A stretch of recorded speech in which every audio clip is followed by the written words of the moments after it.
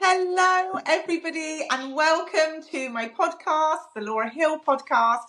Today, I'm really excited to be talking to yet another one of my friends, Ruth Lundstrom. We met each other at Salon International, and since then, honestly, she's been so kind and so lovely, and she's given me so much advice, and I'm so grateful that she's here to give advice to everybody else today. So thank you, Ruth. Thank you for having me on. I'm really made up to be here. So I'm, yeah, and I'm it was so cool. Salon International. I met so many people and made so many connections. And so many friends. I hadn't been for about 10 years, maybe more. So yeah, I was definitely like, I need to go more often to these things. I'm so grateful you went. And I hadn't been for a few years because of COVID. So Yeah, that was divine intervention. We were meant to meet each other and end up here. yeah, definitely. Yeah, for So sure. in kind of preparation for this podcast, I have Mhm. listened to you on other podcasts. You did an awesome one with Dom on the How to Cut It Yeah, podcast, which was amazing. thank you. And I have bought your book, Yes, which is the ultimate guide to freelancing, yeah, and it really, really is. So just as people can head over to Dom's podcast to get all your history, but just as a quick recap on your history, tell yeah. me how you got to this place of writing a book and becoming like a pricing guru. Yeah, okay, God, lockdown. So, um, during lockdown, it was towards the latter end of 2020, I think it was. Well, when we had to close our shops, I was just like, this is not going to be for a month. This is going to be a long time. And the first 2 weeks, in all honesty, I really struggled because I love work. So I'll be honest, I was really down. Like it hit me hard mentally. So I took 2 weeks, had a bit of a mope about, and then pulled myself together. Got myself a little routine going, and I just thought, you know what, I'll go online and start talking to people about being freelance. And I think the first ever live I did, I was sweating profusely. I had a glass of wine, and I was doing it from my old bedroom in my parents' house. And I spoke about my experience being employed actually, and how the freelance life was just there was no other option left. So I always say like I was kind of pushed into it. It wasn't really a choice, but then ultimately the best thing I ever did. Um, and then I used to go live like 3 times a week. I'd do I think Monday was mindset, Wednesday I would talk all about pricing because I knew when I went freelance and then I opened my salon that no one was pricing properly, and I thought that was just wild. And I did some major kind of experiments. Like I think I've said this before that when I opened my salon, I decided to just go in way higher than everyone else. Still didn't work the prices out. I just thought, well, people spend inordinate amounts on random things. And for a little clip of that, I grew up on site. My dad's got a garage, but it's a very niche business they've got. So they're not servicing, they don't service cars. Like you couldn't take your car down and they'd service it. And they don't do MOTs. So they specifically work on really old vehicles and they prepare them for overland preparation. And so I spent about 5 years working at mum and dad's for a time because I was quite ill. So I was kind of unemployable at that time. So I worked in their business and I saw the crazy amounts of money that people were spending on stuff that I'm like, why would you spend tens of thousands of pounds on that? And then, of course, like I talk about, I guess you call it the handbag theory. People will spend £10,000 equally on a handbag, you know. So what I may think is like a crazy spend, someone else is absolutely like, that's what I would spend on that, you know.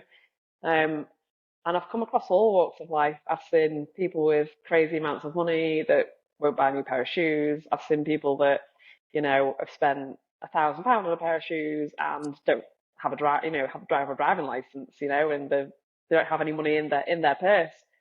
So that for me was like, I'll just go in really high. And I went in really high, but then, like I say, during lockdown, I just thought I need to be of service to someone. I think that is just my thing. I like to be of service.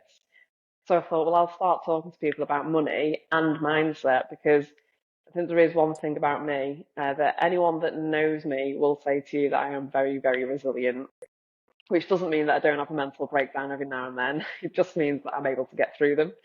Very resilient, very determined. So I just thought, well, I'll come and share some of that knowledge online. And then I just thought, I remember taking on a horse alone again, because I thought it'll get me out. There's a reason I can leave the house, all the rest of it. And I thought, well, I don't really want to eat into my savings to pay for this horse, so I need to find another income stream. So I thought, well, I'll write a guide on how to price your business. So I then wrote the first version of that book, which was an e-guide. And it was back, I think my handle at the time, I'd called myself like the 5-figure stylist. And that was because although 6-figure stylist gets everyone like, chomping at the bit, I've always been a big believer in the majority of freelance hairdressers aren't gonna be making 6 figures, and definitely not going to be making it or turning it over without, one, it being just nonsensical, or two, massively burning out, because like I said, I am a worker bee. I have put those hours in. I had high prices, and even then I was still just under that threshold and not out of choice. I remember the first accountant I had, he said two things to me. I didn't have the contract read because it was £1,000, and he said, "Oh my God, what are you doing signing in for 10 years?" And I thought, well, with all due respect to everyone, I was like, it's not a new business model, it's a hair salon. I was like, if I can't make a hair salon work 10 years, I need to go and get a job. I was like, so. And then the other thing he said to me was about the VAT threshold. And I remember sacking that accountant. As quick as I got him, his attitude towards me and the business, I just thought, we're not on the same page. So I got rid of him. He incorporated the business and that he was gone. I don't think he even did the first year's account, because he said something about the fat threshold and I should stay under it. And I was like, why would I cap my income? And I just thought, nah. But I did always have a 10-year vision for the salon and a 10-year vision for like where my life would be at that point. And we'll probably circle back round to this. Also, we'll circle back round to that in a bit. But yeah, so that was where that book came from. So I did the e-guide, and then I added more to it, I think about a year or so later. And I've actually got like the third version that is, I just need to finish off. It's got even more stuff in there. So yeah, so I think it is a really good guide. A lot of people that have bought it, they've all said the same thing. Loads of people bought the PDF version during lockdown. But that you will see in there, like the first version of, I break down to people how to work out their prices. And I remember looking at it and just thinking, okay, well, it gives people the maths and it's very step by step on how to do it. But actually, as a task, it's quite overwhelming, because you've got to break down how much a gram of everything costs. And then you've got to go through every service and figure out what you're going to be, and I thought, it is time consuming, even though I can do it. And I thought, well, I don't really want to build an Excel spreadsheet, because that just seems, well, I mean, anyone can build an Excel spreadsheet. I say that, and not anyone can. It's still a level of complex. But I genuinely thought, like, that expression, there's got to be an app for that, because there's an app for everything. And the first thing it is, I went to the Google store, I went to the Apple store, and I could not find a single pricing calculator app. And I just thought, nah. I was like, because everything's invented at this point, And I was just like, I couldn't believe this. So I went to Google, couldn't find anything. There was nothing I could find that was an app that worked out prices for a hairdresser. So I just thought, right, well, no one's done it, so I'll crack on. Now, I remember phoning my auntie. Her partner is a business consultant and a very good one at that. And at the time, I was about to buy a flat. So I was like, I've got this money. I either buy an apartment or I put this into an app.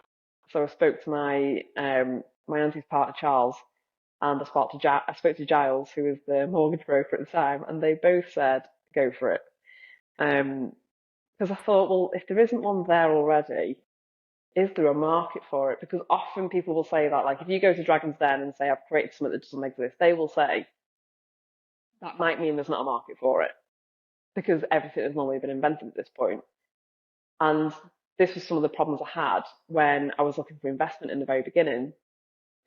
I remember phoning the UK Business Loan Bank. You've probably seen it online if anyone's looked for, business funding. And I think I spent about an hour on the phone to this young lad. And God love him, at the end of it, he was like, well, I've had a very interesting phone call. And I was like, well, you wasted an hour of my time and I have no more money. Because he said to me, I told him what I wanted to do with this app because we've got another feature that should be live in 2 weeks. And then I've actually got plans for further development for it. So it was never just going to be a calculator because I just thought there's so many problems this can fix. And it's more than just the maths and everything else. And that was why I named it the Freelance Suite, because I thought I don't just want it to be, the hair calculator, because it just applies to so many things. And then in building this app, there's loads of freelancers that I've been using, freelance graphic designers, and every single one of them have gone, God, we need something like this. So it's not just a problem in hairdressing, it seems to be a problem across all sectors with all freelancers. They just don't know how to price themselves. So that's where that book came from, and then I guess the kind of the beginnings of the app. That's it's so, I mean, it's so true, isn't it? When I do education, all I hear is about the pricing and the Price. costs, and I constantly recommend you and recommend your app because I'm like, listen, it's easy. Go on the app Yeah, and it'll sort it all out for you. Like, let's stop yeah, talking about this. Just do it. yeah, And it's yeah, free. So just fill it in. yeah, Yeah. yeah. I think the biggest problem with pricing is one, it's knowing. I mean, the app's great because you just put your figures in and it will tell you, like, you can't do it for less than that. It's got to be there, and then you can add more for skill and whatever. I think the other side of it though is, and I thought it's like I'm always in the DMs talking to people. It's the confidence, it's the confidence that goes with that, and that's a lot about. So when I go and do events now where I speak to people, like I do talk about pricing, but in there I also then like give them a bit of a mindset shift. Like I'm really good at sort of saying to someone, like they'll say, oh well, I feel like I can't do because I've done my friend's hair since like school and blah blah blah. And I'm just really good at going like, well, okay, what does your friend do for a living? And if you're swapping trade for trade and it's equal, fine, but if you're Yeah. not, and I'm very good at being like, well, if that really is a friend, they will pay full price, and if they won't, then for me, I'm just like, well, the clients that are paying full price are probably more of a friend than that friend who thinks they're entitled to something, you know? Yeah. So yeah, so I it's the think that's a psychology. huge, I was going to say, I think it's a huge problem that, like you just said, Mm, psychology yeah. of, like, anyone who's not a hairdresser, if they've got a mate who's a hairdresser, feels incredibly lucky Mm, because they assume they're going to get their yeah. hair for free, right? That's like a thing. Yeah. Like, oh, my friend's a hairdresser, like, so Yeah. I get all this amazing hair for free. But then also, I think because we're such big people pleasers, Mhm. and because it doesn't, initially it looks like it doesn't cost us anything, right? It looks like that. Yeah. So for like a Mm, haircut, yeah. if I Yes. just get my scissors and my comb out and I just Mhm. cut your hair, it Yeah. appears to be Yeah. free. It's Yeah. not because it's my time. But Yeah. do you know what I Time mean? and Whereas skill. if I made a Yeah. dress, I Yeah. could say, well, do you know, it cost me this much in materials. And Yeah. so yeah, you're right. It's like a two-pronged thing, isn't it? So I had a friend years ago. This was so I did my apprenticeship in what you'd probably call a super salon. It was like 2 floors, about 20, 25 stylists. And the guy that owned it, Tony Marriott, he had, I think, 12 salons across the Northwest at the time. There's a few that have closed now, obviously. Um, and I remember after I'd done my time and I think I'd done about a year on the floor there, I then transferred to a salon that was slightly closer to mum and dad's, which was great. And it was a smaller salon. And the girl that was the manager there, her name was Bev. Now, her brother, he was dating this photographer.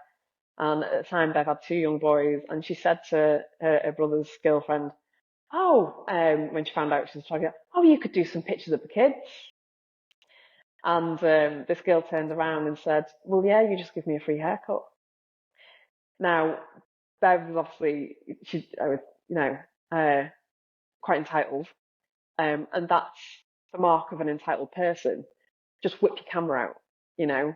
But when the girl said to her, "Oh, well, you can just give me a haircut, can't you?" Then there was no photographs and there was no haircut. And so you are right. You will get friends that are like, "Oh, just give me a cut," and I'm like, "Oh yeah, just give me a bit of your wages then. That's all you have to do. You just have to pay." And I genuinely, like, whenever I speak to people online about how to do things and what to do, I've done them, and I'm very, very okay with people disliking me because I'm going to charge them for a haircut. Like, I just don't have a problem with it. I'm very much like, I'll say this, I've never given anyone a discount, not friends, not nothing. Because if someone comes to me and they think they're going to be my friend for free hair or discounted hair, the way I see it is, what has made you think that you are that special, that you deserve to pay less than the girl that's come to me, that's been recommended, who, maybe she's a student, maybe she's not on as much as my friend, maybe her financial position isn't as good. I've always thought it's really bizarre that, like, if you were going to give anyone a discount, would it not be someone who wasn't earning as much? You know, I remember seeing an interview with Britney Spears years and years ago, and I remember resonating with this, and she said it was so weird because when she was little and they had no money, no one would give them anything, and then when she became famous and had all this money, people were throwing stuff at her, and she said, I find that so bizarre, but of course that's influence and attention and everything else, isn't it? Sales. But that's what I used to think about friends, and just anyone that would ask for a discount. But yeah, any friend that asked me for a discount, I would just think, that's interesting that you think you deserve this. When I opened the salon, I just was like, if anyone, is an influencer and thinks that they deserve free hair, they can go whistle. And I remember there was a girl that phoned up one day. This is quite a funny story, actually.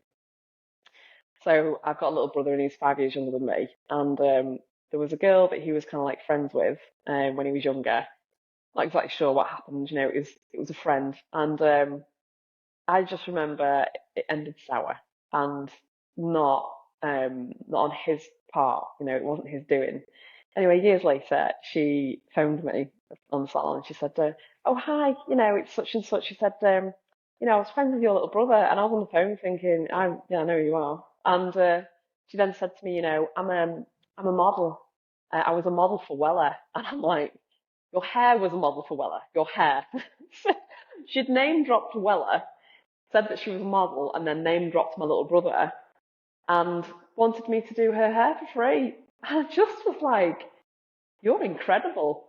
I just, you are incredible. I was on the phone just like, I don't know who you think you are, but even if you were Beyonce, you would pay because I have a certain amount of hours in my diary. People pay for those hours, and I am not interested in, I don't know. Let's say Beyonce did put the call in.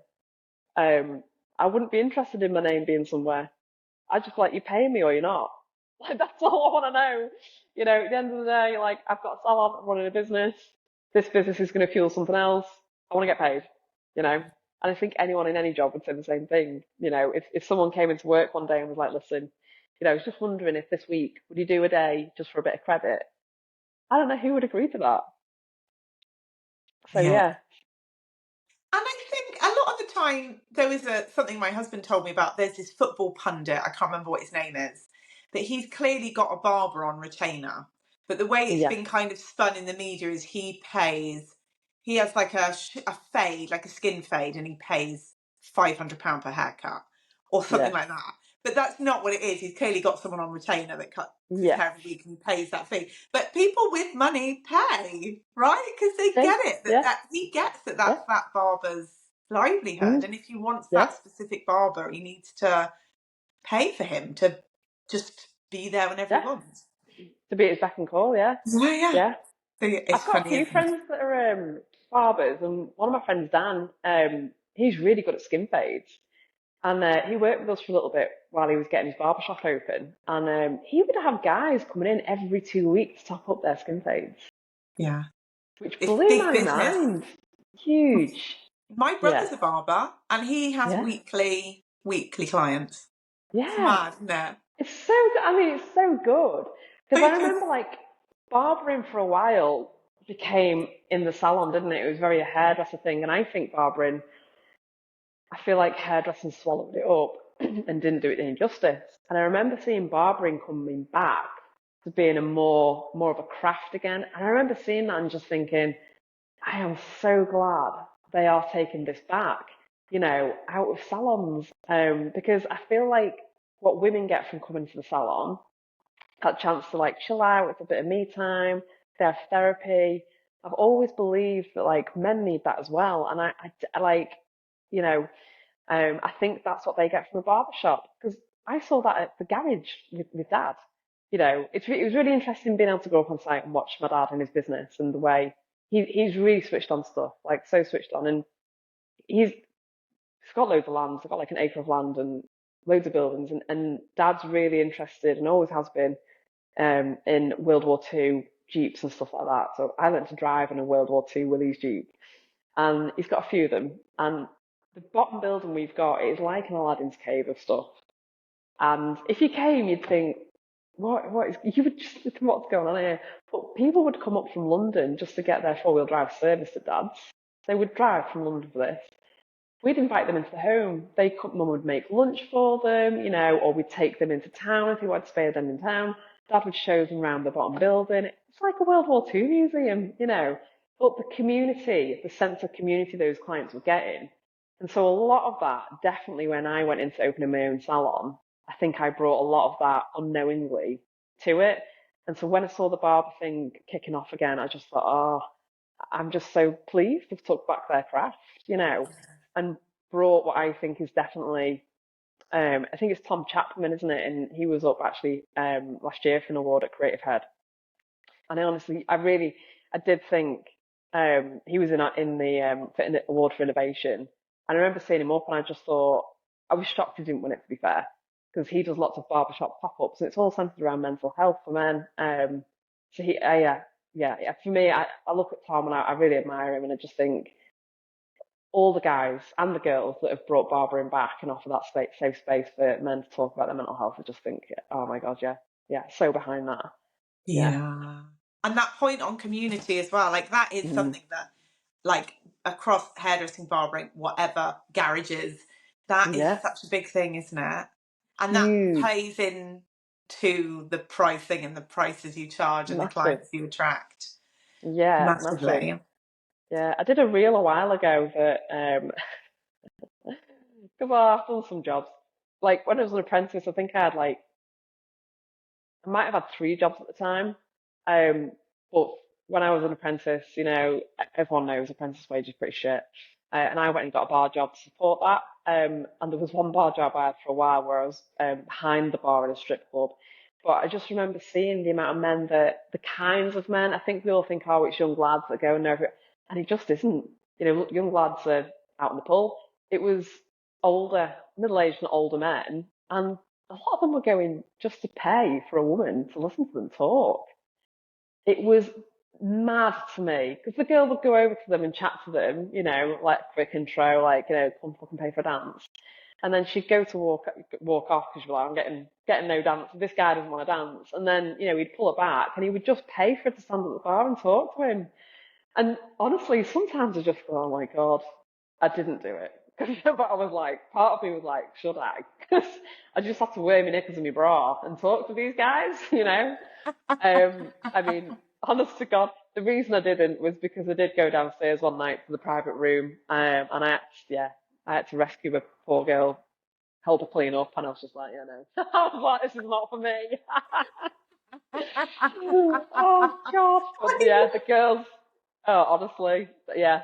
So, but I remember seeing that and just thinking it's really interesting. But then when I've read more about psychology, the need for human connection, and then talk about AI and stuff like that, when AI came out and everyone was panicking, I was like, you will never, ever, ever, ever replace genuine human connection. Like that is a bigger need than food or water. So you will never replace it. But if you can give someone genuine, authentic connection in your chair, they will pay and pay for that, especially in a world where more increasingly we're more connected via, online. But the thing about human connection is, without getting too deep, we're all made of atoms and, we're all energy. And if you can bring a good energy to the salon, again, that will attract people that want more of that, you know. So if you can bring that energy, people will absolutely pay for that. I think we forget we are, and it blows my mind when I think about it too much, but we are just energy. We are just matter, Mm. I so. I think that if you think about that point that you've just made, where you said about, oh, I could work in a strip club and I could just get paid to talk, stand in my bra naked Mm, and get paid to talk. And yeah. these men are probably paying quite a lot of money to get listened to, aren't they? Oh yeah, yeah. But actually, as hairdressers, how much of our service is about the actual service that we're doing, and how much Mm, of it is about being paid to talk and that human connection yeah. and those kind of like rock star clients that you end Mm, up with, the ones that recommend you to everybody, the ones that yeah. are, like, don't bat an eyelid at your price Mm, increases, the ones that will take on every new thing you recommend. yeah. It's because of the connection you have to them. Yeah. That's what it boils down to. I'd say they're Yeah. paying for that. In my experience, my clients are probably paying for that more than Yeah. they the actual service I'm giving them. Obviously, I care about the service and I give them Yeah. 100% my best. But Yeah. it's about the connection. So I set up a book group. I have a Yeah. personal development book group, and we read a personal development book, right? So I invited my friends first, and then I Yeah. started talking to my clients about it.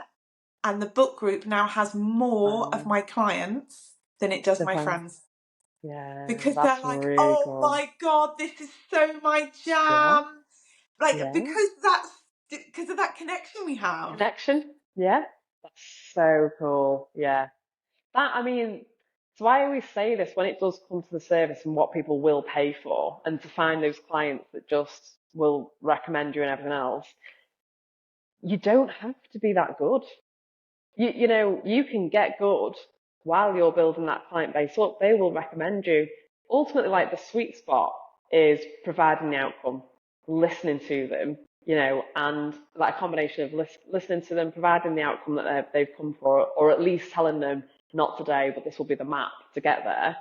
And having a nice environment, because if you can connect with those clients, like I know people who have gone to stylists for years and years and years and not done their hair fantastically well, but they've felt very connected to them. Like how many times do clients say, "Oh, I don't want to cheat on my old hairstylist." Like, so the sweet spot is definitely if you can deliver. But I saw this on the other day on Instagram, and it was a baby stylist, and she was getting started, and I was like, just make sure that you are listening to them, you are entertaining them, you're making them feel comfortable in that chair, but most importantly, do your absolute best, but invest in your education and make sure you're upskilling, because as your skills get better and better, they will notice that and they will bind themselves to you even more. Because one thing, one big reason that a client will leave is that the stylist isn't updating their skills. So you can have everything, but I always say to people, if you can hit every spot, you're listening to them, they feel heard, because people in this world rarely feel heard. Most people are listening to respond, to put their idea across. TikTok's a great example of this. Like, people on TikTok, they don't care if you're right. They only care about being in the comments and being right. And sometimes if I ever have debates with people, if I realize I'm debating with someone who just isn't getting it, I just sit back and go, do you know what, you're right? Yeah, you did right. Because all I think is, I just want to exit this conversation at this point, because this person refuses to see another point or another side. So I'll just agree with them. And then the minute you agree with someone, they like come down they calm down and they're like, oh yeah, you know. So yeah, I think when it comes to the chair, if you can hit those couple of spots, but the biggest thing is that connection. If you can entertain someone, you've got that connection, you know, and just upskill as you're going. I just think you've nailed it. And they're the clients that will, like you say, they will recommend you because people ultimately are looking to connect and find their tribe and find their people. So Yeah. yeah, I love that. That is gold, that you've just said. I yeah. love that, Ruth. Thank you so much. There's a lot of talk about, you know, how we are therapists as well, and I absolutely do think we are. Um, love it or like it, you know, well, love it or hate it. I mean, you know, you may think, well, I just want to be a hairdresser. That's part of hairdressing. You know, it's like joining the army and saying, I don't really want to go to war. Well, don't join the army. You know, and I mean, I've heard people say that before, like, you know, oh, my son's joined the army and now we might be going to war. I'm like, well, duh, yeah, that's what the army's there for. Like, you know, it's not a holiday camp. Like, they are there learning how to go to war, should we have to. No one wants to go to war, but yeah, maybe not get a job in the army then, you know. So I feel like as hairdressers, we are. We are here as being therapists, you Mm-mm. know, and I think if you don't show up for your clients, you know, with compassion, you know, with a bit of empathy for them, and you're wondering why they're not sticking with you, it is because they will connect with someone else. I do think we need to have boundaries, absolutely.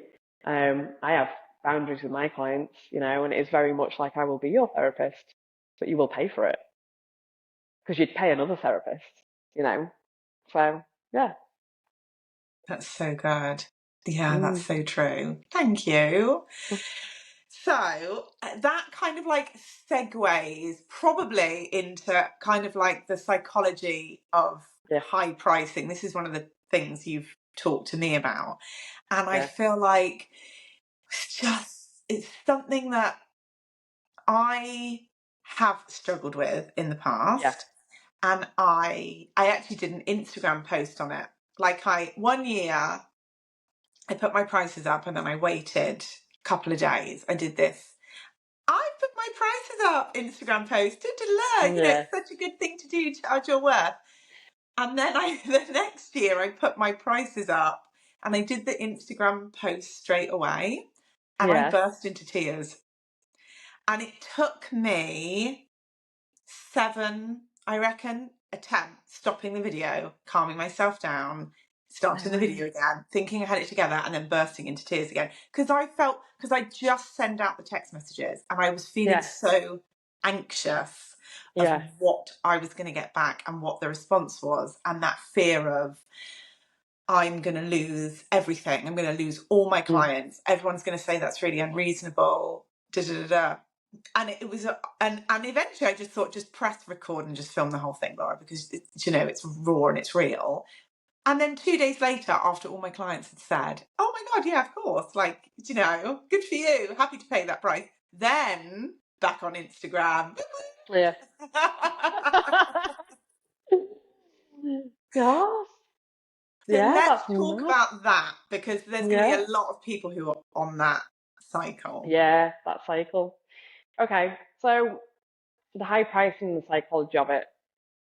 So when I first went freelance, I spent 3 months renting a chair. I did what everyone does. I undercut my old salon and I offered 20% off for 3 months. I was dead busy. I was making more money, but I had more outgoings. And the money I made as an employed stylist wasn't covering basic living costs anyway. So at Regis, I was a salon manager. I was getting 900 quid a month in my pay packet. My rent back then was 475. So, you know, it's obvious. No one was, wasn't covering basic bills. So I was in debt. So, and I was in debt to like the energy company. So when I went freelance, I remember the first week I had to pay the rent and it was 110 quid plus 10%. I had 2 blow dries booked in and I was like, oh, well, you know, it's first week. It can only get better. And that week, the phone went off the hook and I made £1,000. And I was like, this is fucking amazing. So that was just great. I was busy for 3 months. The salon owner was getting really unhappy because I was so busy. And again, greed. So I remember she said to me, oh, well, the busier you get, you know, I'm going to have to double your rent. And I remember thinking, but you're taking 10%. So the busier I am, the more you do make. So anyway, I just got to the point where I thought, well, if you double the rent, I might as well go and rent a shop myself. So that's what I did. Literally walked around the corner and there was a shop with a mobile number on the window. And my boyfriend at the time was like, phone him. I was like, yeah, yeah, well, and he was like, phone him now. So I was like, right. So I did. And then, yeah, got the shop. Got that shop. And I remember just thinking, now I had clients, right? So I then had to go and find somewhere else to rent because this one then found out I'd took on a shop. She was fuming, which is mad because her shop, I think the bills were 500 quid a month. So at the time, I was paying all her bills. This is where greed gets you when you cut your nose off to spite your face. So I don't think it'll be a shock to anyone that once I left, 3 months later, her shop shut. So she wasn't busy. But one thing I will say is a lot of my clients said they were glad I left because they felt like when they walked in, she was very judgy, and I felt like that. She was very much nose up and down sort of person. So the energy and the way people are in a shop really matters to clients. And as good as I was, the odd client was just not feeling comfortable. So again, I always emphasize how important it is that your area and everyone else in it is all on board with this. So then when I went to open my shop, I just thought I have a chance here to rebrand and come in super high. Sorry, fire engine going past. So I just thought I can't keep doing what I was doing because although I was busy, once the offer stopped, the people that were coming for the offer, they stopped coming. So that was the first thing to know. And thought, yeah, I'm not doing that. I need to make some money doing this. So at the time, Ormscote's very small. It's literally 2 pedestrianised roads and a ring road around it. It's tidy. There were 15 salons in there. And so, yeah, so a lot of people, reps would just say to me, how do you feel about the competition? And for me, in my life, I never focus on what anyone else is doing. I focus on what I'm doing, and that's it. Because I always think the minute you put your energy into what everyone else is doing, you're going to fail because you're focused on what someone else is doing rather than focus on what you can offer to the world. So when it came to the high pricing, I just thought, right, you know what, I'll go out on a whim. I'll just price really high because, like I said before, I was aware that people will pay stupid money on stuff I thought was ridiculous. Prepping a 10, 20-year-old vehicle to go off-road, I thought was crazy. I remember doing YouTube videos of my brother had got on this overland trip that I thought were dull as hell. And after they were so many views, and YouTube were like, "Do you want to monetize this?" And I was like, "Who is watching this stuff?" But then I realised there's something for everyone, you know. So I just thought, well, when it comes to the hair and hair prices, if I go in high, I can come low if I need to. I also thought if I go in high and I do like 2 clients, my rent's paid, right? I think I was like, if I do, yeah, like at the time I was doing colour corrections as well, so I was just booking out a full day, and I was like, I can either charge you this much for a full day, or we can do it in 3 stages. The 3 stages will cost you more, but the one big one will probably cost you less because you'll need that and then one more appointment. So, and that was just a basic psychology of selling. People think a big payment up front, they're like, oh, it's expensive. But if you give them the other option, which is lots of small payments, but it's going to cost more, they will pay more to get a more instant result on the day. So Can the I idea, can I just I'm so sorry, can yeah, I go just on, reiterate that because that is gold, because that yeah, is what people like Klarna do, isn't it? So for mm-hmm. hairdressers whose clients Yep, come in and want a massive transformation, they could either charge, for example, yeah, what's easy maths, £500 for one day, and I'll yeah, take you from natural to an uber blonde balayage in yeah, one day, mm-hmm. or and that'll be £500. Or we can break that down into 3 appointments and do 300 quid 3 each time. lesser, yes, Yeah, yeah, yeah, lesser blonding services yeah, for 250 each time, which yeah, then equals more, 750 quid. But they're yeah, technically spreading the payments, yeah, and your work doesn't need to be the same as that massive blonde thing. You could no, start off with a T-section-ish sectioning that then turns into a yeah, full. Do you know what I mean? Like, that's bloody yeah. genius, Ruth. I just There's wanted the to reiterate that. Sorry, carry on. Yeah, so like there's the psychology of high pricing, and then there's the psychology of selling that high pricing, and that is how you would sell a highly priced service. And I spoke about this on a reel yesterday, like solve the problems for your clients. They've got dark hair, they want it blonde, solve the problem. And then if the price is too high, give them another option, but explain that other option, they'll just pay more over it and it'll take longer to get there. 9 out of 10 people would much rather pay 700 quid for the day. Because I used to say, if you pay me £700 for a day, I can do a bleach cleanse with right off, we'll do your first round of foils, wash them off, do a second round. Like, so I'd say to them, we'll get you further to that goal and you might need one more appointment. So that's the psychologist on it. The psychology behind high pricing is so simple. The higher your price, the more likely people are going to be like, why is it high price? You will get more people, whether that's friends, family, distant friends, Facebook friends, local stylists, that will be like, how is she charging that much? Who does she think she is? The really interesting thing about emotions and about love and hate, hate's very strong. Dislike is very, very strong. And people will talk a lot if they dislike what you're doing. If they don't like you, they don't like what you're doing, know that they are your biggest fans secretly. It's not that they hate what you're doing. They just wish they could do it. And they can do it. What they need to do is get over that barrier. And I see this on so many things. Like, we get women all the time. I would never have lip fillers. I would never have them. And I'm like, someone's told you that to have lip fillers makes you a less decent person.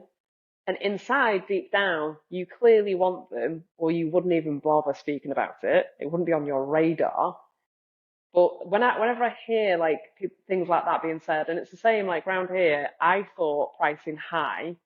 Obviously, one, it did attract loads of people. That's exactly what it did. People went, well, she must be good if she's that expensive. And so I mean, am I better now? Loads better. But again, at the time, I think it's definitely worth noting this because in business and just in life with the economy, there's always, sometimes when you open a business, you don't realize why you got so lucky at the time. So at the time when I was charging high price, I was doing balayage. I was doing very lived in colour. It was very early days for balayage and lived in colour. So no one else was really doing it. So when I was giving people highlights that would easily grow out, and it was such a crude way of doing this. I remember just thinking people would come for a root colour and then they'd have highlights through the party, wouldn't they? And I used to think, bit of an issue that though, because I used to sit and look at it and think, it doesn't look very natural because you don't just get highlights through the top layers and then nothing through the bottom. And also, I used to think genuinely working for Regis, I've then got to book them in every other time to top up that. And it's getting onto the root colour and it's going orange. It doesn't look good. So I remember just saying to these clients, well, I'll just do it just under the parting so that you'll never see the grow out. And I'll put them round the face and through the end so it looks more natural and sun-kissed. So that was a very crude start of this. And they loved it. And obviously, then I started doing hand-painted balayage, and I used to just sit on Instagram. I would watch Guy Tang quite a lot back in the day. I would go on YouTube. I'd see how they were painting it because no one was doing education on this. And then do big colour corrections. There was a lot of, I think less people are using box dye now. Or maybe I'm just seeing less of it. I don't know, but definitely less people are using box dye. And so I was doing a lot of colour corrections. There was a lot of people trying to do balayage. They were struggling. So then I'd get all these like orange ombres that I was fixing. So there was a lot of, so being at the beginning of like the lived in balayage era definitely helped. But I still charge a high price now. Even though I took 15 months off to have Luna and I've come back. And I always talk about this. I gave those clients away to other people and those clients still come back and they are now paying an extra £100 for it. So the idea behind high pricing and the psychology of it is clients are just like, must be good if she's that high. It shows confidence in your abilities. We inherently know, me and Dad live by the buy cheap, you buy twice. And there's been times when I have bought cheap and it's broken. I'm like, no. I've just, of course it's going to break. Because something that is of lower value, of lower quality, the only way it can be a lower price is it's either rushed, you've used, a lower quality product. And again, it's something clients say to me all the time. New clients, they always say, I felt like I was rushed in the old salon. They've got people in between me. Their colour's been over processed on the ends, and it's not lifted up through like the root area. And 9 times out of 10, that is because, and this is wild to me, the stylist has rushed them because they're trying to get volume in because they are scared to price high. Whereas if they price high and had the time to deliver the decent service, guaranteed that client would come back. That client would tell their friends. All my stylists and my clients, when they see their friends or people say, "Who's done your hair?" Like, it happens all the time. They're like, "Your hair's beautiful. Who's done it?" And they'll tell them I've done it. And they'll say, "Well, how much is it?" And they'll tell them, and without fail, because we tell them this, they'll be like, "She's expensive, but she's worth it." So they get to flex. They genuinely flex. And I remember thinking that I thought, well, if I become the most expensive person in the village, like it'll be people will flex that, because we actually don't buy things. We buy experiences, feelings, and transformations. And so I always say, like, when someone buys a Range Rover, no one's buying a Range Rover, by the way, because it's reliable, because they're mechanically sound. No one's buying a Range Rover for that. People are buying not everyone, but generally, we're buying a Range Rover because it aligns with something that we want to say to people. Like, I'm doing well, or you've at some point in your life have seen a Range Rover as like, I've made it, like I'm successful when I've got a Range Rover. Or you like British made 4-wheel drives, it'll be something like that. It's generally a flex, and we play these status games all the time. Like when you look at, there is a book, I'm sure it's by Will Storr. No, that one's called Selfie. There's another one called The Status Game. I forget the author.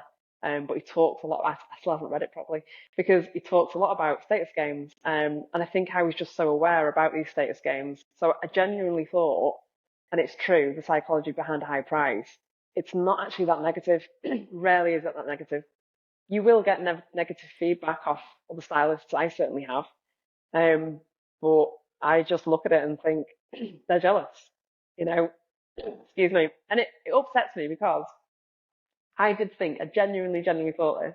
If I price high, everyone else will see that as an opportunity to come up. Some have, a lot over the years have just bitched and moaned. But then again, so I say this to people in my one-to-ones, I'm like, don't worry about people talking about you. If someone's talking about you, you're doing something right and it's making them feel uncomfortable. And also, that's really, really good because people that dislike what you're doing, they will talk intensely about you and they will spread the word. I always feel like when someone dislikes you or they dislike a movement or whatever, I mean, look at it, the election with Donald Trump, I honestly believe the reason he got into power was not only did he have his fans, but he had his haters. So he's got 100% of the energy and that's absolutely why he got in, you know? And so it's the same as your pricing. Like, it's scary because you're going to get judged and you'll get judged by your peers. But no one, I think it's interesting because, we talk about how do we market ourselves? How do people get to know about me? Price high. Everyone will know about you. Price high. And like I say, I wasn't amazing. I've actually screenshotted some of my old work. So I thought I'm gonna do a reel where I show people what I used to do and what I now do predominantly. Because again, I talk about this about not niching down when you're, new to hairdressing and freelancing. Niching down is for later on. I do believe in getting a good set of well-rounded skills. Let's go into it. And that is because I believe the economy drives everything we pretty much do.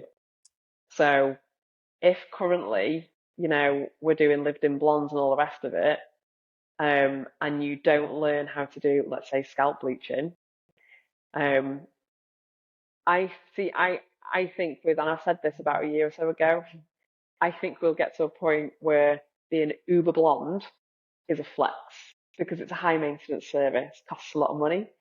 And the way the class division's gone, we've had working class, middle class, upper class, and the middle class is getting divided.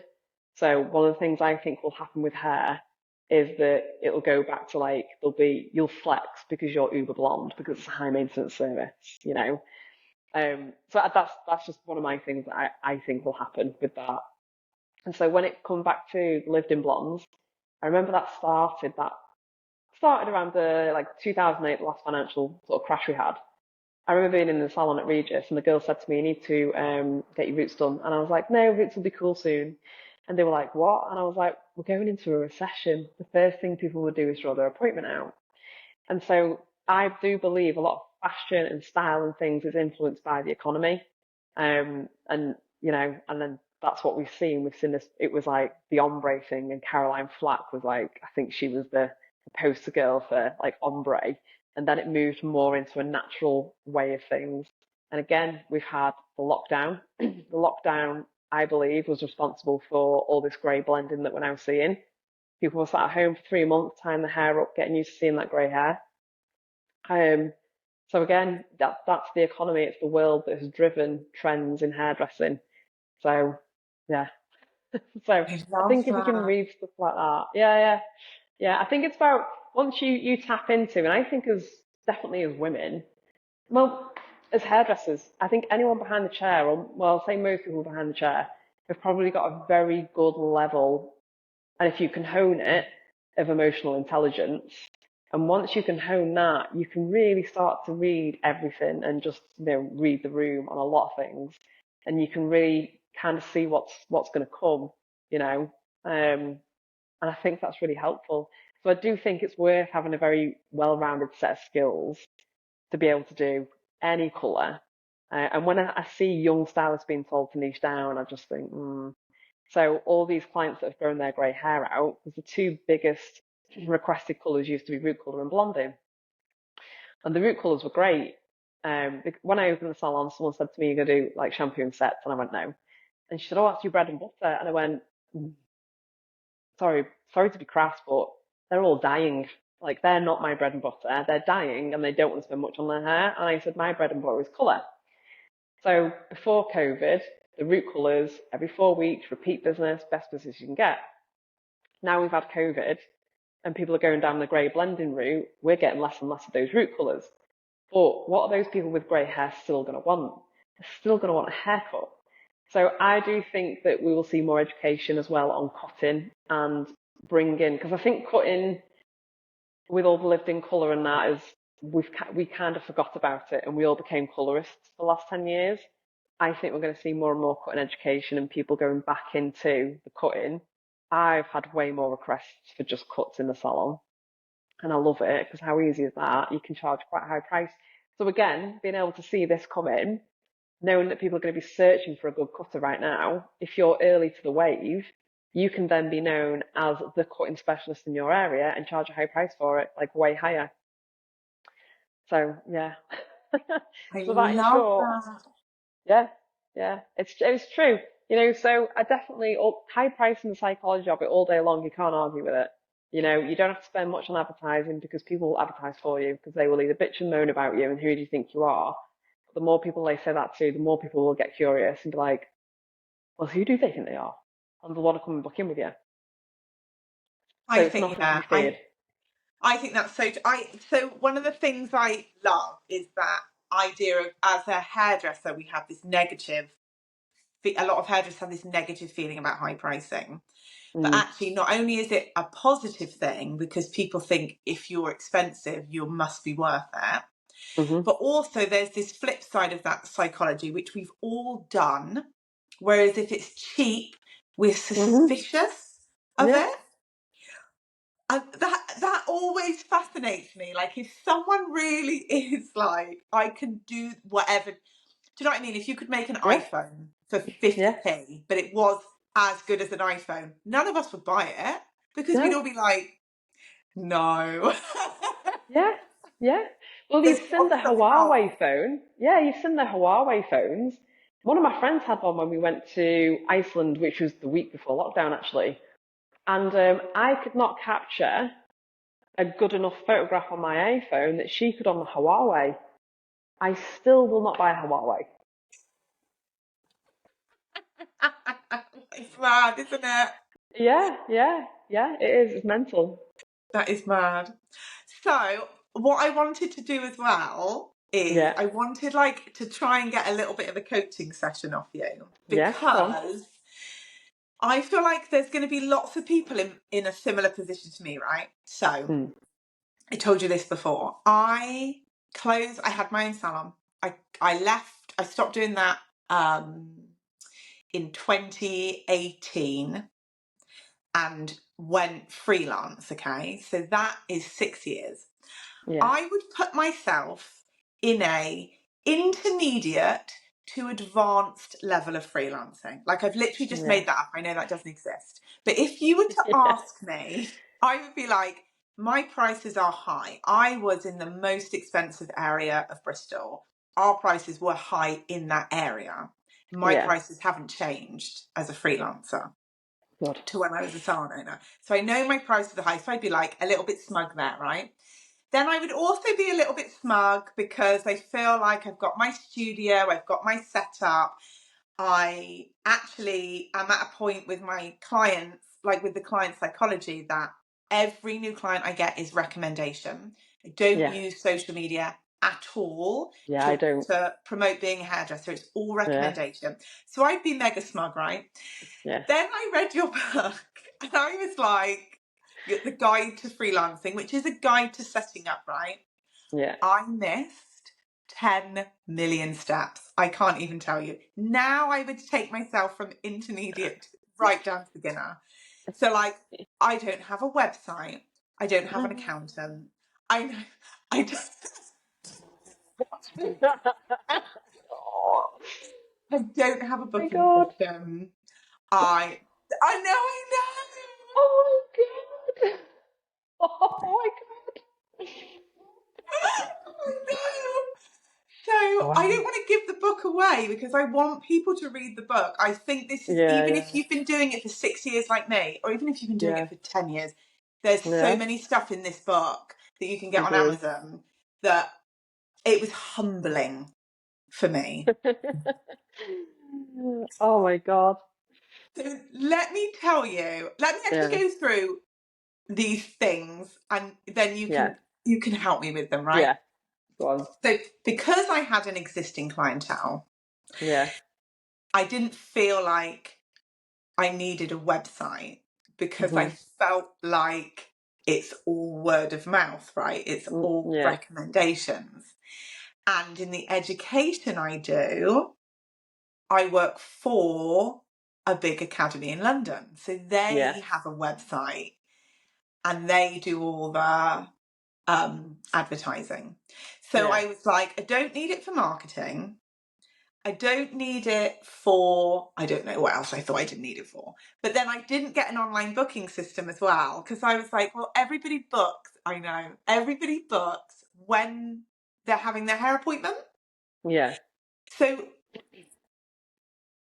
I would, let's be realistic, maybe it's 99.9%. Maybe I've got one or two clients that I can't think of right now who don't book yeah. while they're in the chair. So I was like, oh, why do I need that? And then I didn't get an accountant because I was like, when I owned the salon, I had to do my own tax return as well, right? My own personal tax Really? return. So we had Oh a yeah, yeah, salon yeah, yeah. one. Self-assessment, yeah, So then I had to do self. So I was like, I just carry on doing that. I know how to do it. yeah, And then also, when I owned a business, my business was a limited company. yeah, But when I went self-employed, I just registered as self-employed as a sole trader. yeah. So there is a lot to unpack, right? But there's the There is. download on me Yeah, yeah, to there is. help me get Yeah, back up to intermediate or advanced. yeah.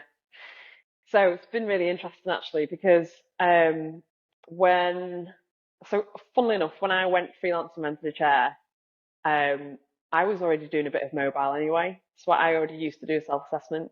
So I was already like, as well as being employed, I don't know why I declared that money, but I did.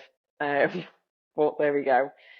So I was self-employed and used to do a little bit on the side and declare it, and you would never get in tax on it because you weren't really making much of a profit. When I opened the salon, I went as a limited company. And I always say, and again, I did a TikTok literally yesterday about the benefits of being a limited company and employing yourself through that and being a sole trader and the tax benefits of that, because you can take a director's salary and you'll pay less tax basically. It is a tax efficient way to run your business.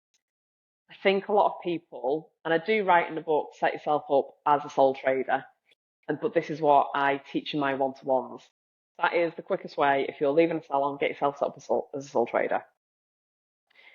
The problem with staying as a sole trader is if you do take on a unit, let's say, I've said this before, let's say you need to break out of that contract. A lot of contracts for commercial units will have a break clause. So this one's 3 years, there's a break after 18 months. You can still break out of it. The problem is, if you break out of it as a sole trader and they say to you, well, you need to pay us up till, I don't know, the break clause, which is another 9 months, you are personally liable for that money. So that means they can come, take you to court and make you pay that money. If you get a CCJ or whatever, it's going on your personal credit file. If you're a limited company, the company is liable for it. So whatever happens when you're a limited company, now they are closing the tax loopholes down a little bit, which is, I don't know, maybe that's another podcast, but there's a lot of stealth tax going on right now in the country. I don't think it's because the country's bankrupt. Like, I mean, I do a VIP business insider course, and in the afternoon, everyone's head falls off because I talk about the banking laws, the banking rules, how the game works, how it's rigged. But ultimately, the one thing that we should understand about staying as a sole trader and why it is still beneficial to be a limited company is because as a sole trader, your wages are not a tax deductible expense. So someone made this point yesterday on TikTok that they said, oh, well, the advice is that you should stay as a sole trader if you're until you're turning over 120 grand because the tax loopholes are closing. Yeah, that's great, that's fine, but you're not protected. As a limited company, there's two things you can do, and we spoke about this, didn't we? The Salon Employers Association was saying about freelancers, they can't take anyone on because they haven't got a PAYE system. I've had 3 apprentices in 10 years. And as a limited company, you have a PAYE system. And the great thing to this is I then take what is known as a director's wage. So I take my 12.5 grand a year tax-free allowance. You pay national insurance, so you're paying into the system, same as anyone else. You're going to get, well, hopefully we'll get a pension at the end of this, but you'll get a state pension. You're entitled to all those same things, maternity allowance, everything. So for me, I'm always very much, once you've got yourself set up, think about being a limited company. I think a lot of people are scared of it because they're like, oh my God, what's a limited company? But the fact of the matter remains, and it will always remain, that the people that get taxed the most are sole traders and employees.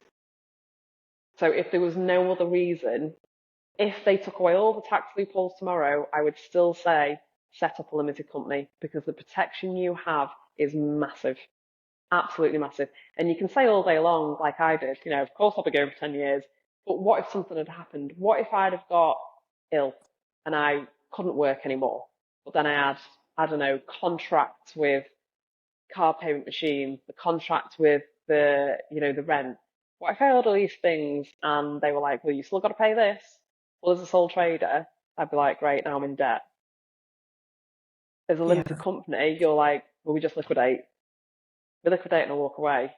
Then there's also, when you are a limited company, and this is something I teach in the business course, there's a world of finance that opens up to you. And when you build a limited company, that company will help fund the build or the buying of other businesses. And that's one of the things I talk about in one-to-ones, but in this VIP Business Insider course. The morning is business. The afternoon is how the fuck money works, how the world works, and literally just blowing the lid off it and telling everyone the rules of the game. Because if you don't know the rules of the game, and I use this analogy, it's like playing the Monopoly when you're a kid with Uncle Knobhead. Like, he knows the rules and he keeps winning, and he thinks it's really funny, and it just gets really boring and dull and you end up hating it. And so that's why a lot of people end up hating rich people, and we build this narrative that they must be nasty, they must be this, they must be that. It, People are just nasty. Well, poor people are nasty, rich people are nasty. I always say 80% of people are they're a fucking nightmare. Like, that is human beings. Most people come from a place of self first. That is just the laws of nature. And it's not that money's bad. It's not that people that have money are bad at all. Anyone can be bad. We all know a drug dealer is an absolute horror. Like, they're not on a yacht, are they, in Saint-Tropez?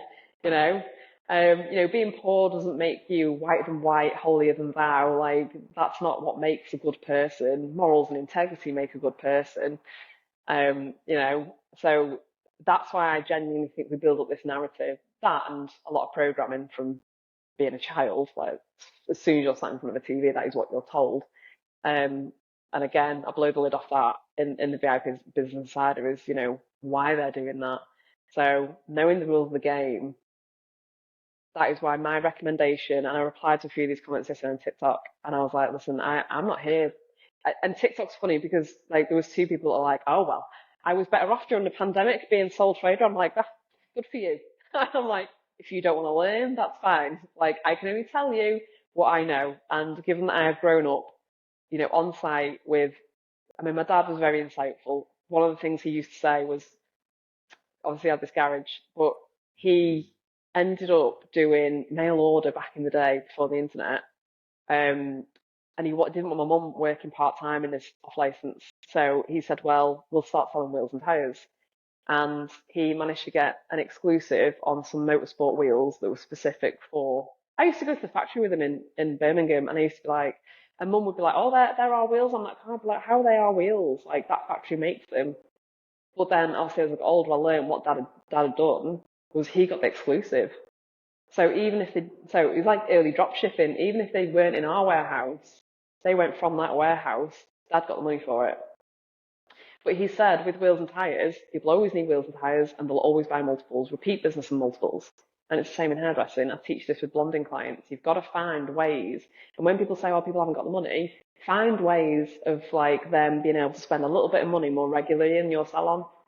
That's when I talk about root colours. Like, they're in every 4-6 weeks spending a little bit of money. They're worth more to my business than blonding clients. But if we're getting less of them, and it is predominantly more blonding, I have to find a way to make blonding clients want to come more. Everyone wants to come more, but the best business is multiples and repeat business. I love that. So can you set up as a limited company if you don't have a building? Is it still applicable to mobile hairdressers? Of course you can. So I always say, like, depending what I will say about going sole trader or limited company, you really need to think about your goals. So with me, when I opened salon, absolutely going limited, I had a 10-year plan. I was like, I want this business to fund something else. So I then incorporated what is the Freelance Suite in 2018, but it was a product brand instead, because I just knew that I was going to create something else, and at the time I didn't really know what it was going to be. And then obviously I had the idea for the app. Now, the money that I had in the business, that's what's then gone into building the app. So I already had that goal. So knowing that and knowing how a limited company works and how beneficial it is for you, that's why I went down that route. And also the protection from, having the building. But the other thing it does protect you from, I mean, it's a funny thing when I talk about getting sued and all the rest of it, but because I always say to people, like, if anyone threatens to sue you, just let them crack on, because if you haven't done anything wrong, and if you don't have £1 million, they could sue you for 5 million. If you don't have 5 million, they are not getting 5 million quid. Like, you can't sue someone for something they don't have. And again, that's where the protection of a limited company comes in. So, like, I am all for it. Is it more admin? Yes, but not for you, for your accountant. And then people will argue and be like, oh, well, I've got to pay an accountant. And I'm like, you're probably not even doing your accounts to the full capacity anyway, so you should be paying an accountant. And again, this is one thing I always say, like, I am not an accountant, but I do, I have a good information. They have the inside information. They will tell you what you can claim for, what you can't claim for. And the same with accountants. A good one will cost you money, but they will save you so much money. I've had some bad accountants in my time, like, and I'm not shy about getting shut of them. As soon as I see that an accountant's job is to save you money. That is their job, and that's why the good ones get paid really, really, really well. But as soon as I see an accountant isn't doing that for me, I know two things. One, they're not good, and two, they're probably not going to last in business. Because I don't know anyone who goes to an accountant and goes, just tell me how I can pay as much tax as possible. No one says that. No one wants to pay tax, you know. Again, just like a fact of life, we have to pay it. No one wants to pay it. So that limited company, I'd always say, for me, it's a preferential thing, even as a mobile hairdresser, and it's down to the protection and the world of finances that opens up to you. And as women, Amazing. we just don't know enough about finance. No. I'm learning about finance. You've been really helpful to me because you've told me a lot about investing and things like that. So I'm learning about it, and it's Yeah, crazy, the stuff. mad. You don't know what you don't know, right? And we're No. not we're not taught it in school. It's not something that the majority of us actively go, oh, a finance book. Oh my God, I'm going to read Yeah. that. Oh, let me listen to some investment banker do a podcast. Like, who Yeah. finds that interesting? But I like, you've got to do it. If you want to make money, you've got to learn these things, haven't you? You've got to learn how to make money work for you and how to manage it, change your habits as well, and what to actually do with it. Because a lot of us think the answer to this dream life that we want is to earn more. And I talk about this a lot, that, like, there's people that win the lottery that are then broke again in 12 months. And people talk about, this idealistic thing that, like, oh, well, if Elon Musk gives everyone £1 million, that'll fix world hunger. It's lovely to think that, but there's a saying, it says, give a man a fish and he'll eat for a day, teach a man to fish and he'll eat for the rest of his life. And to think that if we just give everyone £1 million, poverty and pain will be solved is crazy. I do believe if we give everyone financial education, and it doesn't even have to go deep, but if we educate people on what to actually do with money, then we'll stand a chance at living the life that we want to live. And ultimately, I think most people want to be able to pay the bills, have a holiday a year, and not worry too much about where the next meal is coming from. That's ultimately what most people want, which is a bit of freedom, flexibility, and a lot of security. That's so true. Do you know, it's really interesting you say that about the lottery winners. I've heard that, and it is a high stat. It's like up in the Massive. 90s, isn't it, of the ones Yeah. that lose it all. Mm-hmm. And there's a quote, there's this guy called Ed Milet, who's amazing. And he says this thing about our self-image is like a thermostat. Yeah. So a thermostat that controls the temperature of the room. So if my thermostat is set at 50 Yeah. and I light a fire, Yeah. the thermostat will put the air conditioning on to try and Yeah. lower the temperature back to 50. Yeah. Or if my thermostat is set to 70 and I open a window, the Yeah. thermostat will turn the heating on to raise the temperature of the room back to 70, right? So Yeah. we have a financial thermostat. I like this. Yeah. So if you think you are worth whatever, Yeah. you've been raised, you're working class or you're this or Yeah. you'll always struggle with money. Money is hard to get. Money Mm. doesn't grow on trees. If Yeah. that will set your thermostat low.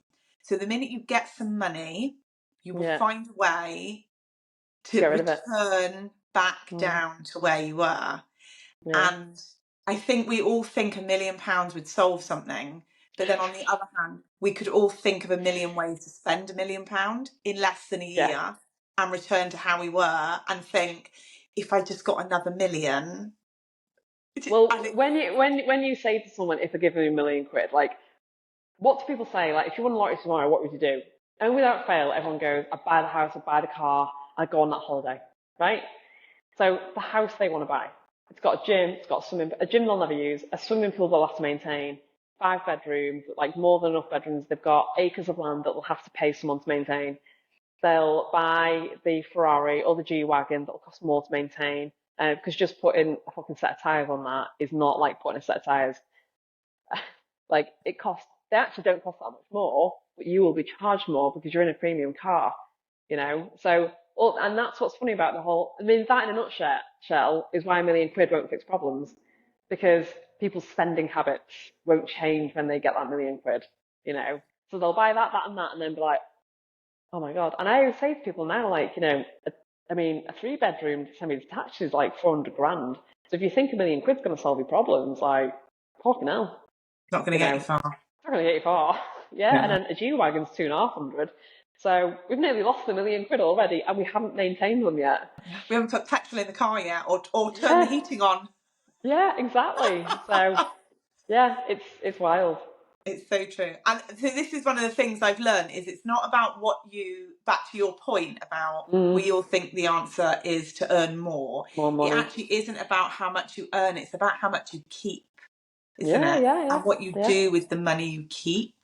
Yes, I think that's the biggest thing is like, because when you talk about how much money you keep, then people think, oh, I'll just save it. But then when you save it, the value of it erodes.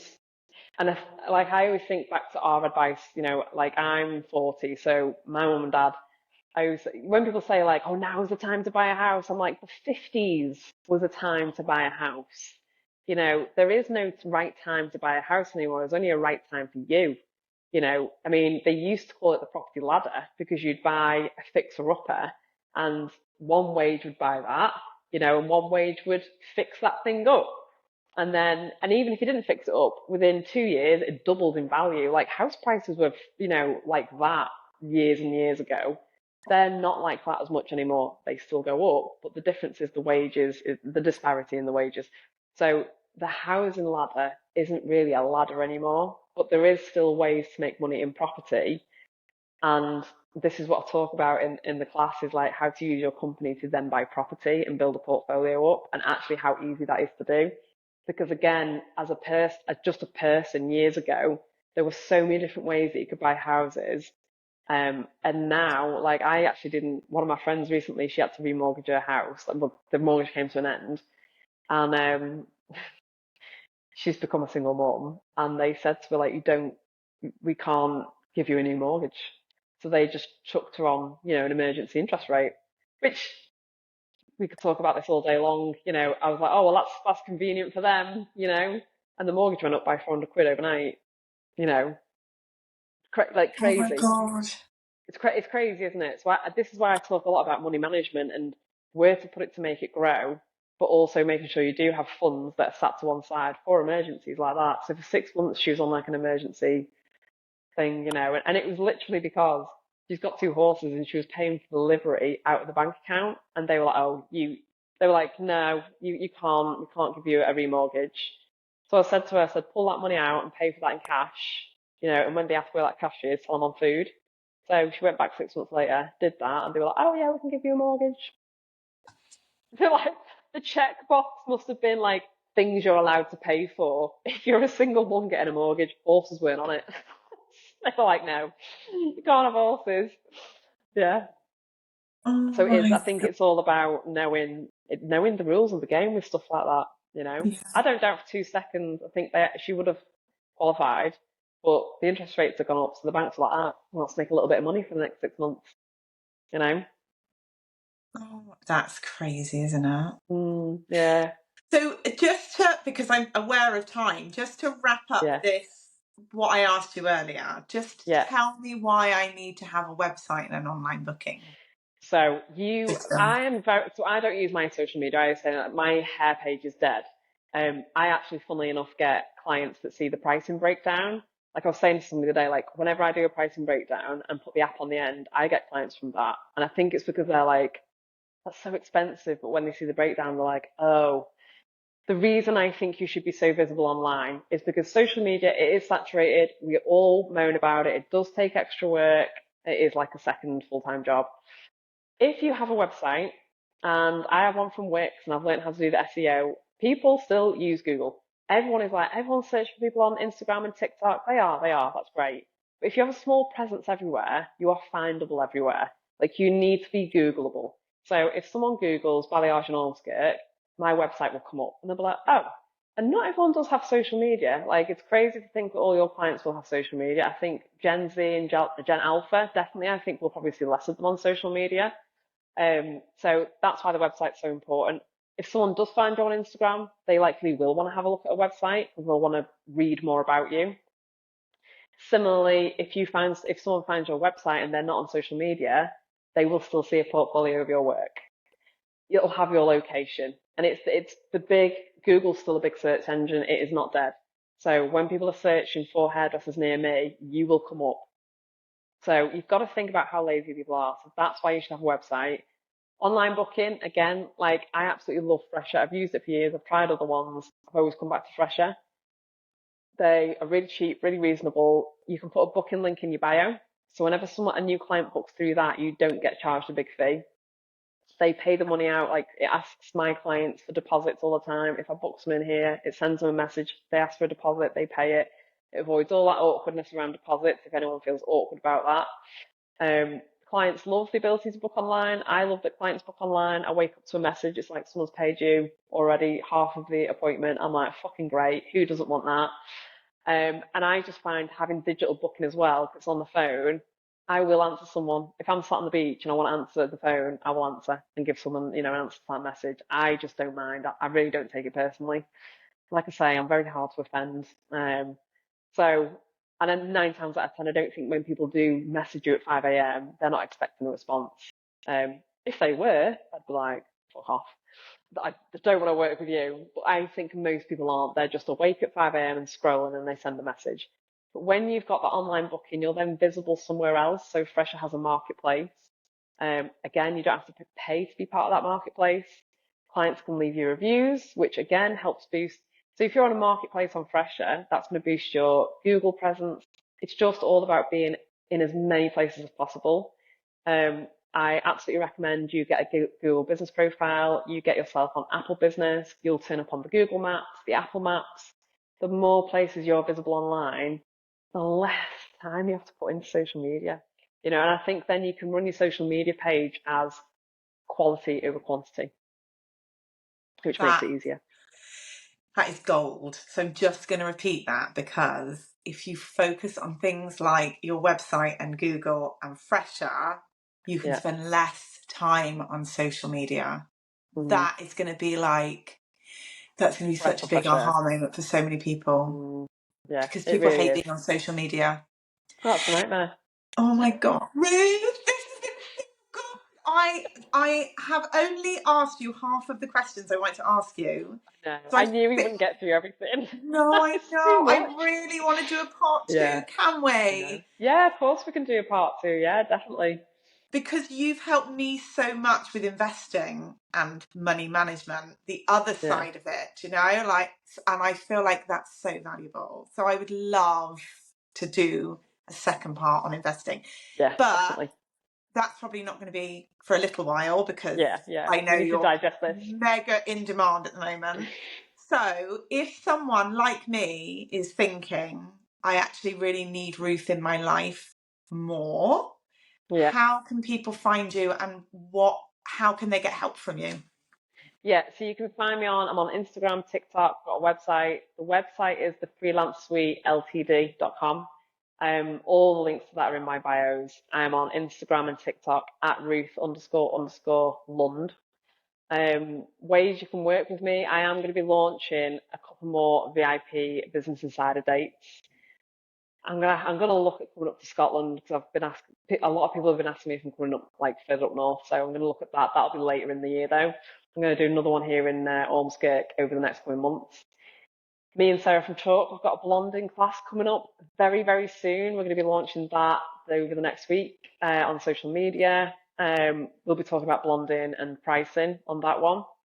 You can book one-to-ones with me as well. I do one-to-ones, and I always say like one-to-one with me and you won't need anything else. So you can book those online as well. So yeah, and I'm always in the DMs for people. Like I say, anyone wants to download the app, you can download it for free for a week. You just use the code week3. It's available on Apple, Android, and I always welcome any and all feedback. If we have bugs, if we have crashes, everyone will know I'm in the DMs, and anyone needs any help with it, yeah, just reach out. That's amazing. I feel like I need to book a one-to-one with you now. Like that, I Yeah. feel like after this chat, you've given so much value, but now I'm like, I know you know more, and I need Yeah. to know what else you know. So I always do say, like, the secrets I've got, that's what I teach on my one-to-ones and the Business Insider course, and I'm very much like, I'll never give them away for free, because I owe it to the people that pay for that information, and yeah. And it's amazing. controversial as well, and I just can't. I'm not a controversial person. I'm just here to help people. You are, and you give so much value. You give so much value, Ruth. It's amazing. Good, It's yeah, amazing. One final question, okay? yeah, Is because I want to close with something, right? yeah, Is that which I've asked everyone up until now. yeah, If everything disappeared tomorrow, yeah, right? If the pricing app went, if all your social yeah, medias went, your website, yeah. everything went, and you could leave people with one core value, one thing that they hmm really, really need to know as like a big, big takeaway, what would that be? Is this just like piece of advice for life kind of thing? Yeah. Yeah. One of the biggest things. That's a hard one actually. One thing I would say is when you start living your life with integrity, when you really know, like I always say, like I would say I'm a really decent person, but equally, if someone says to me, "Oh, girl's a bitch," I'm like, I am. Ask them what they did to get that version though, because I have a long fuse, but knowing that no one's inherently all good. Yin and yang. The Native Americans used to talk about the bad wolf and the good wolf, and which one you feed more of. I think being happy with the fact that we are all good and bad, but it depends which one we feed more. Like, I walk through this life with integrity. If someone asks me a question, I'll give them the answer, whether it's the answer they wanted or not. My friends know that. They come to me for honest advice. I deliver it as nicely as I can if it's like not what they want to hear, but ultimately, I just believe that integrity first with everything you do. And I hope that whenever I put a point across or help people, I always want to deliver it with kindness because the world is harsh, it's full of idiots. And I just think, yeah, I just think if you live your life with integrity, you'll find it a lot easier. And that's what I find easy about clients, or if someone says you're too expensive. But I know those prices need to be that. And I'm good with that. That's why when someone comes in, if they want to criticize me for my prices, I just think, where are you coming from with that? Because that's not coming from kindness. And, it doesn't come from any integrity. So I think the more we lead with integrity, the more okay you are with being disliked because you then realize that's less about what you've done and more about that person's state of being. And for me, that brings me a sense of peace, peace of mind. Yeah. So I think just lead with integrity and kindness. Yeah. I love that. Oh, Yeah. Ruth, thank you so much. This has You're been very welcome. gold. You're amazing. You're You're very amazing. welcome. Thank you so much. Yeah, no, I appreciate being on here. I really do. So yeah, it's been nice to chat. I know you've helped loads of people with this today, so thank you so much. Awesome. All right, Thanks. I will speak to you soon, honey. Yeah. Thank you Thanks so a lot. much. Bye. Bye.